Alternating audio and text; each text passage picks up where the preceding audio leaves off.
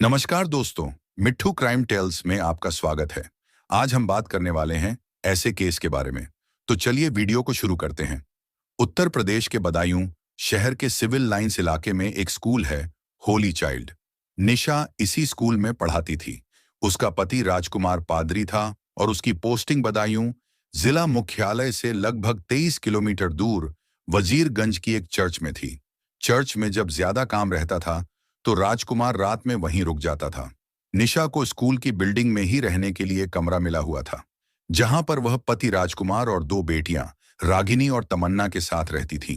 राजकुमार और निशा की मुलाकात लखनऊ में पादरी के काम की ट्रेनिंग के दौरान हुई थी, जो कि वीसीसीआई संस्था द्वारा अपने धर्म प्रचारकों को दी जाती है। कुछ मुलाकातों के बाद दोनों एक दूसरे को पसंद करने लगे। निशा मूल रूप से गोरखपुर जिले की रहने वाली थी। उसके पिता दयाशंकर पादरी थे। निशा की बड़ी बहन शारदा की शादी बरेली निवासी रघुवीर मसीह के बेटे दिलीप के साथ हुई थी। इसी के चलते बहन के देवर राजकुमार से निशा की नजदीकियां बढ़ने लगी। दोनों जानते थे कि घर वालों को इस रिश्ते से कोई ऐतराज नहीं होगा। दोनों ने अपनी पसंद की बात अपने परिवार वालों को बता दी थी। राजकुमार ने लखनऊ में अपनी ट्रेनिंग पूरी कर ली, लेकिन किन्हीं कारणों से निशा को ट्रेनिंग बीच में ही छोड़ देनी पड़ी। राजकुमार बरेली निवासी रघुवीर मसीह का बेटा था। रघुवीर मसीह पुलिस विभाग में वायरलेस मैसेंजर के पद पर बदायूं में तैनात था। सन 2014 में पारिवारिक सहमति से राजकुमार और निशा का विवाह हो गया। रघुवीर मसीह के 4 बेटे और 2 बेटियां थीं। सबसे बड़ा बेटा रवि था, जिसकी शादी बाराबंकी निवासी अनुराधा से हुई थी। दूसरा दिलीप था, जिसकी शादी निशा की बड़ी बहन शारदा से हुई थी। उससे छोटा राजकुमार था और सबसे छोटा राहुल। राजकुमार की पहली पोस्टिंग कासगंज जिले के सोरों कस्बे में नवनिर्मित चर्च में हुई थी। इसी बीच राजकुमार की शादी हो गई और रघुवीर मसीह ने कोशिश करके राजकुमार का तबादला कासगंज से वजीरगंज करवा दिया। शादी के बाद कुछ समय तो अच्छा कटा। राजकुमार की मां आशा मसीह ने नवविवाहिता बहू निशा को हाथों हाथ लिया, पर निशा को राजकुमार के घर का माहौल रास नहीं आया। इसलिए उसने पति से कहा कि वह घर में बैठकर वक्त बर्बाद नहीं करना चाहती। निशा इंटरमीडिएट पास थी और उसकी अंग्रेजी भाषा पर अच्छी पकड़ थी। वह सोचती थी कि किसी भी इंग्लिश स्कूल में उसे नौकरी मिल सकती है। नौकरी करने वाली बात निशा ने पति और सास ससुर से बताई तो उन्हें इस पर कोई ऐतराज नहीं हुआ। निशा को इजाजत मिल गई और थोड़ी कोशिश से निशा को होली चाइल्ड स्कूल में नौकरी मिल गई। कालांतर में निशा 2 बेटियों की मां बनी, जिनके नाम रागिनी और तमन्ना रखे गए। अब उनका छोटा सा खुशहाल परिवार था। वे स्कूल परिसर में स्थित कमरे में रहते थे। राजकुमार और निशा का दाम्पत्य जीवन काफी सुखद था। किन्हीं खास मौकों पर वे लोग बरेली चले जाते थे। सब कुछ ठीक चल रहा था, पर वक्त कब करवट ले लेगा, इसका आभास किसी को नहीं था। स्कूल की नौकरी करते करते निशा को लगने लगा था कि राजकुमार से शादी करना उसके जीवन की सबसे बड़ी भूल थी। वह अच्छा खासा कमा लेती है। अगर उसने शादी की जल्दबाजी न की होती तो उसे कोई पढ़ा लिखा अच्छा पति मिलता और वह ऐश करती। ऐसे विचार मन में आते ही उसका दिल बेचैन होने लगा। जितना उसे मिला था उससे उसे संतोष नहीं था। उसकी कुछ ज्यादा पाने की चाहत बढ़ रही थी। कहते हैं अक्सर ज्यादा पाने की चाह में लोग बहुत कुछ गंवा देते हैं। निशा का भी यही हाल था। अब धीरे धीरे राजकुमार और निशा के जीवन में तल्खियां बढ़ने लगी। निशा छोटी छोटी बातों को लेकर मीन मेख निकालती और उससे झगड़ा करने की कोशिश करती। सीधे साधे राजकुमार को हैरानी होती थी कि निशा को आखिर हो क्या गया है। एक दिन निशा ने कहा, तुम क्या थोड़ी और पढ़ाई नहीं कर सकते थे? कम से कम मेरी तरह इंटर तो पास कर लेते। पढ़े लिखे होते तो तुम्हारा दिमाग भी खुला होता। मैं ज्यादा पढ़ा लिखा ना सही, पर अपने काम में तो परफेक्ट हूं। लोगों को अपने धर्म का ज्ञान बेहतर तरीके से देता हूं। हालांकि मैं केवल हाई स्कूल पास हूं, लेकिन मैंने यह ठान लिया है कि अपनी बेटियों को खूब पढ़ाऊंगा, राजकुमार बोला। बेटियों की फिक्र तुम छोड़ो, ये सब मुझे सोचना है कि उनके लिए क्या करना है, निशा ने पति की बात काटते हुए कहा। राजकुमार तर्क करके बात बढ़ाना नहीं चाहता था, इसलिए वह पत्नी के पास से उठ गया। दोनों बेटियों को साथ लेकर वह यह सोचकर घर से बाहर निकल गया कि थोड़ी देर में निशा का गुस्सा शांत हो जाएगा। थोड़ी देर बाद जब वह घर पहुंचा तो निशा नॉर्मल हो चुकी थी। राजकुमार ने राहत की सांस ली। निशा ने राजकुमार का खाना लगा दिया। तभी स्कूल का चपरासी 20 वर्षीय अर्जुन आया और वह निशा को चाबियां देते हुए बोला, मैडम, मैंने बाकी ताले बंद कर दिए हैं। आप केवल बाहर वाला गेट का ताला लगा लेना, मैं घर जा रहा हूं। अर्जुन, बैठो, चाय पीकर जाना, निशा ने कहा। निशा के कई बार कहने पर अर्जुन कुर्सी पर बैठ गया। अर्जुन बाबा कॉलोनी निवासी ओमेंद्र सिंह का बेटा था। वह स्कूल में चपरासी था और उसका छोटा भाई किरणेश स्कूल के प्रिंसिपल के घर का नौकर था। कुछ देर में निशा चाय बनाकर ले आई। चाय पीकर अर्जुन चला गया, लेकिन राजकुमार के दिल में कुछ खटकने लगा। उसने निशा से कहा, मुझे इस अर्जुन की आदतें कुछ अच्छी नहीं लगती। वैसे भी ये स्कूल का चपरासी है और तुम टीचर, तुम्हें अपने स्टैंडर्ड का ध्यान रखना चाहिए। निशा ने तुनक कर कहा, मैंने ऐसा क्या कर दिया जो तुम मेरे स्टैंडर्ड को कुरेद रहे हो? राजकुमार ने कोई जवाब नहीं दिया। वह बात को बढ़ाना नहीं चाहता था, लेकिन उस दिन के बाद निशा का ध्यान अर्जुन पर टिक गया। जब वह अकेली होती तो अचानक अर्जुन उसके जहन में आ बैठता। कुछ दिनों बाद राजकुमार की तबीयत खराब हो गई। वह कभी कभी 2 दिन तक चर्च में ही रुक जाता और बदायूं नहीं आ पाता था। इस अकेलेपन ने निशा को गुमराह कर दिया। अर्जुन एक स्वस्थ और स्मार्ट युवक था। वैसे भी निशा के साथ वह घुलने मिलने लगा था। अब राजकुमार की गैर मौजूदगी में वह निशा के कमरे में आ जाता और उसकी बेटियों के लिए खाने पीने की चीजें ले आता था। निशा के मन में अर्जुन अपनी जगह बनाने लगा था। निशा भी अर्जुन के बारे में सोचती रहती थी। वह उसकी मजबूत बाहों में समाने के लिए बेताब रहने लगी थी। उधर अर्जुन निशा को चाहता तो था, लेकिन निशा के पति की वजह से पहल करने की हिम्मत नहीं जुटा पा रहा था। कहा जाता है कि फिसलन की ओर बढ़ने वाले कदम आसानी से दलदल तक पहुंच जाते हैं। यही निशा के साथ हुआ। एक दिन शाम को निशा के पास राजकुमार का फोन आया। उसने कहा कि वह आज रात को घर नहीं आ पाएगा। इस फोन कॉल ने निशा के दिल में हलचल मचा दी। उसके दिल की धड़कनें बढ़ गईं। निशा के दिमाग में अर्जुन घूम रहा था।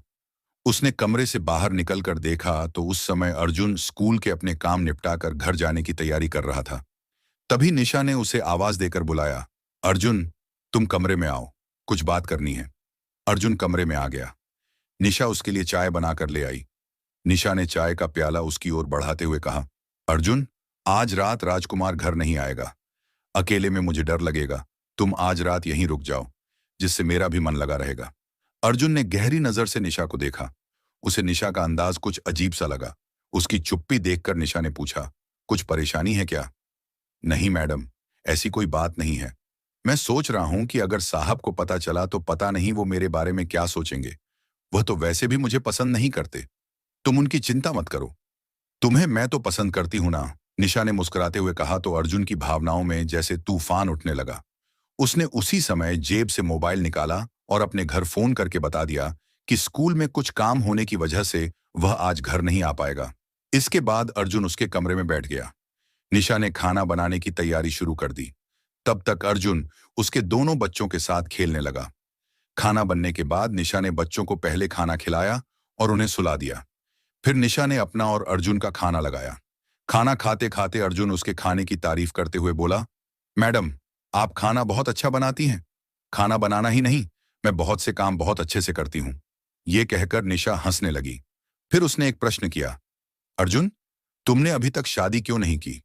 अर्जुन निशा को गौर से देखते हुए बोला, रिश्ते तो कई आए थे मैडम, लेकिन जब से आपको देखा है मेरा इरादा बदल गया है। क्या मतलब? निशा ने चौंकते हुए पूछा। मतलब यह कि मुझे आप जैसी स्मार्ट जीवन साथी की जरूरत है। निशा की चाहत बन गया। अर्जुन की बात सुनकर निशा मन ही मन खुश हुई कि इसका मतलब वह उसे पहले से ही चाहता है। निशा कुछ नहीं बोली बल्कि मुस्कुराने लगी। खाना खाते हुए दोनों इसी तरह की बातें करते रहे। खाना खाने के बाद निशा ने अर्जुन का बिस्तर जमीन पर लगाते हुए कहा कि वह यहां आराम कर सकता है। इसके बाद रसोई का काम खत्म करके वह भी आ गई। उसने चटाई बिछाकर अपना बिस्तर भी जमीन पर लगा लिया। धीरे धीरे रात गहराती जा रही थी और वहां भी कुछ ऐसा होने वाला था जो किसी के लिए बर्बादी ला सकता था। निशा की आंखों में नींद नहीं थी। उसने अर्जुन की तरफ देखा तो वह भी करवटें बदल रहा था। उसने पूछा, अर्जुन, नींद नहीं आ रही क्या? हाँ, नींद नहीं आ रही, पर सोच रहा हूं कि आपके पति तो अक्सर वजीरगंज में ही रुक जाते हैं। फिर आपने आज मुझे यहां क्यों रोका है? निशा ने हंसते हुए कहा, तुम क्या सचमुच अनाड़ी हो या अनजान बनने का नाटक कर रहे हो? मैंने तुम्हारी आंखों में कुछ खास देखा था, वही पिछले कई दिनों से मुझे परेशान कर रहा है। अर्जुन, भूख अक्सर दो लोगों को एक दूसरे के करीब ले आती है। ये क्या कह रही हैं आप? अर्जुन बोला। ठीक ही कह रही हूं। मैं तुमसे प्यार करने लगी हूं। अर्जुन को जैसे करंट सा लगा, पर उसे विश्वास नहीं हो रहा था।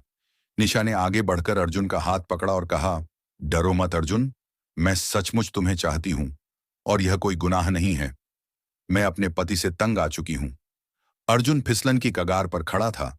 निशा के स्पर्श से वह दलदल में जा गिरा। शादीशुदा और दो बच्चों की मां ने उसे एक ऐसे दलदल में खींच लिया जिसके अंदर जाना तो आसान था, पर बाहर आने का कोई रास्ता नहीं था। उस दिन के बाद रिश्तों की दिशा और दशा ही बदल गई। अपनी तबाही से बेखबर राजकुमार अगले दिन घर आ गया। राजकुमार की बर्बादी की नींव रखी जा चुकी थी। बीवी ने बेवफाई करने के लिए कमर कस ली थी। अब आए दिन वह पति से झगड़ने लगी। राजकुमार भी महसूस कर रहा था कि स्कूल का चपरासी अर्जुन अब पहले की तरह उसकी इज्जत नहीं करता। एक दिन वह जब वजीरगंज से लौटा तो उसने अर्जुन को कमरे में चारपाई पर पसरा हुआ देखा। यह देखकर राजकुमार का माथा गर्म हो गया। वह बोला, अर्जुन, तुम यहां क्या कर रहे हो? लगता है तुम अपनी औकात भूल रहे हो। मेरी गैर मौजूदगी में तुम्हें यहां आने की जरूरत नहीं है। उस समय तो अर्जुन वहां से चला गया। उसने खुद को अपमानित महसूस किया और तय किया कि राजकुमार को सबक सिखाएगा। राजकुमार के तेवर देखकर निशा भी डर गई थी। राजकुमार ने कहा, निशा, यह अर्जुन मुझे बिल्कुल भी पसंद नहीं है। तुम इससे दूर ही रहो। देखो, मैं सोच रहा हूं कि अपना तबादला बरेली में ही करा लूं। पापा भी रिटायर हो गए हैं, अपना मकान भी उन्होंने बना लिया है। फिर तुम्हें भी बरेली में कहीं नौकरी मिल ही जाएगी। देखो, अर्जुन इसी स्कूल में काम करता है। तुम्हारे जाने के बाद वह मार्केट से घर की जरूरत का सामान भी ला देता है। तुम खामखा उस पर गर्म हो रहे थे। देखो, हमें यहाँ कमरा मिला हुआ है, यहाँ कोई परेशानी भी नहीं है। और फिर ये बात तुम जानते हो कि मैं जॉइंट फैमिली में नहीं रह सकती। निशा ने पति को समझाया। इस मामले में मैं घर वालों से बात करूंगा, कहकर राजकुमार बाथरूम चला गया।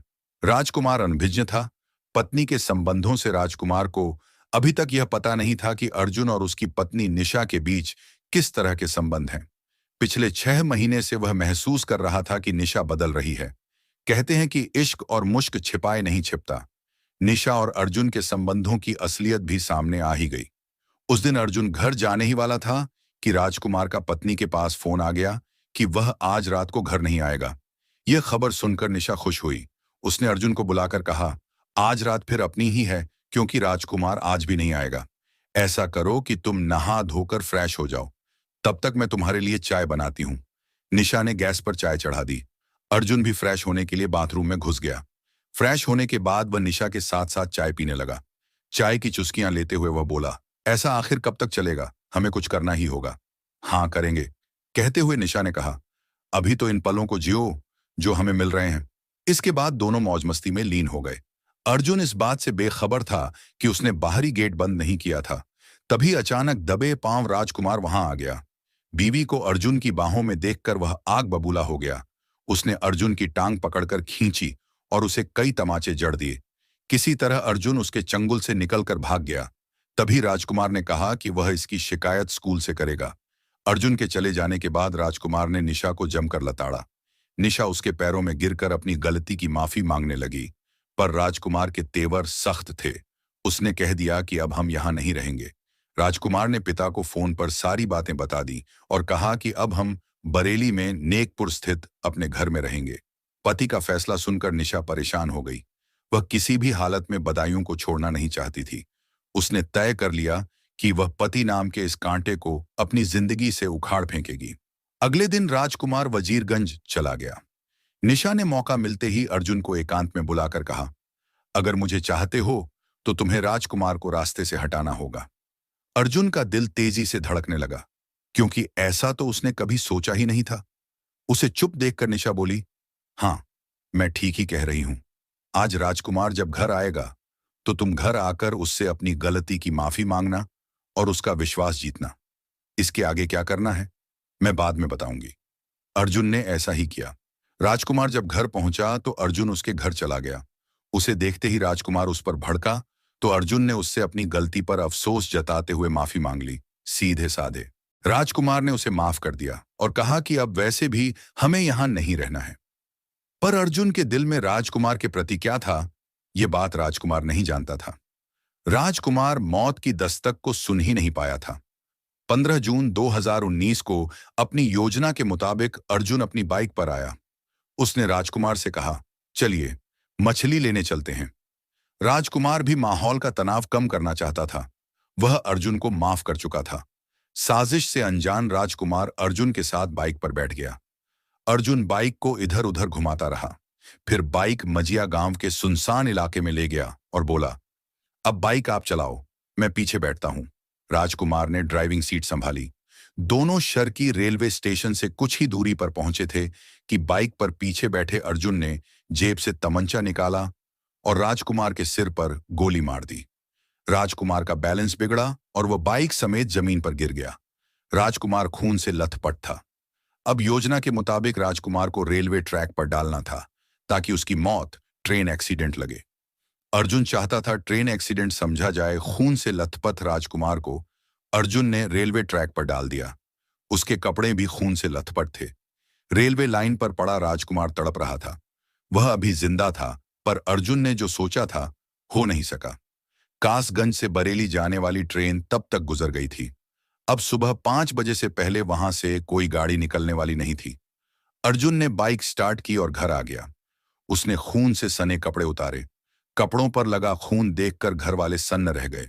उन्होंने अर्जुन से जब सख्ती से पूछताछ की तो पता चला कि अर्जुन ने राजकुमार का कत्ल कर दिया है। अर्जुन ने अपने कपड़े धो डाले और घर वालों से सख्त लहजे में कहा कि कोई भी अपना मुंह नहीं खोलेगा।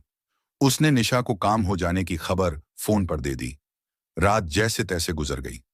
सुबह मॉर्निंग वॉक पर निकले लोगों ने रेलवे ट्रैक पर लाश देखी तो किसी ने इसकी सूचना रेलवे पुलिस को दे दी। पुलिस वहां आ गई और लोगों से लाश की शिनाख्त कराने की कोशिश की, पर उसकी शिनाख्त नहीं हो पाई। सिविल लाइंस थाने की पुलिस भी वहां पहुंच गई। उधर राजकुमार को 15 जून को बरेली जाना था। यह बात उसने फोन पर अपने पिता रघुवीर को बता दी थी, लेकिन वह रात में घर नहीं पहुंचा तो घर वाले परेशान हो गए। इधर थाना सिविल लाइंस के थाना प्रभारी ओपी गौतम, सीओ राघवेंद्र सिंह राठौर और एसपी जितेंद्र कुमार श्रीवास्तव भी मौके पर पहुंच गए थे। फोरेंसिक टीम भी जांच के लिए पहुंच गई थी। जांच में पुलिस को मृतक की जेब से 100 रुपए का एक नोट और एक पर्ची मिली। पुलिस ने जरूरी कार्यवाही करके लाश पोस्टमार्टम के लिए भेज दी। 17 जून को लाश का फोटो अखबारों में छपा तो रघुवीर के एक रिश्तेदार जेपी मसीह ने उन्हें फोन करके पूछा कि राजकुमार कहाँ है। रघुवीर ने कहा कि राजकुमार को बरेली आना था, पर आया नहीं है। सब जगह फोन कर लिया, पर उसका कुछ पता नहीं है। तब जेपी मसीह अखबार लेकर रघुवीर के घर पहुंच गए और उन्हें अखबार दिखाया। अखबार में अपने बेटे की लाश का फोटो देखकर रघुवीर की आंखों से आंसू निकल आए।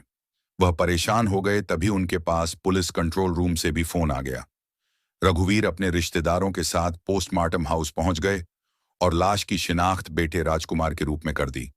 निशा भी किसी से खबर पाकर घड़ियाली आंसू बहाती हुई पोस्टमार्टम हाउस पहुंची। वह वहां इस तरह से रो रही थी जैसे उसका सब कुछ लुट गया हो। पोस्टमार्टम के बाद लाश बरेली लाकर उसका अंतिम संस्कार कर दिया गया। निशा के हाव भाव देखकर रघुवीर की समझ में कुछ कुछ आ रहा था। उन्हें शक था कि उनके बेटे की हत्या निशा ने कराई होगी, क्योंकि उसे रंगे हाथ पकड़ने पर राजकुमार ने उसकी शिकायत अपने पिता से कर दी थी। रघुवीर ने जांच अधिकारी के सामने अपनी पुत्र वधू और अर्जुन के नाजायज संबंधों का खुलासा कर दिया था। पुलिस ने अर्जुन को हिरासत में ले लिया। अर्जुन ने अपने हाथ पर ब्लेड से निशा का नाम लिख रखा था। पुलिस ने निशा और अर्जुन को आमने सामने बैठाकर पूछताछ की तो दोनों एक दूसरे पर इल्जाम लगाने लगे। उनकी दीवानेपन, आशिकी की हवा निकल चुकी थी। दोनों ने ही अपना जुर्म स्वीकार कर लिया।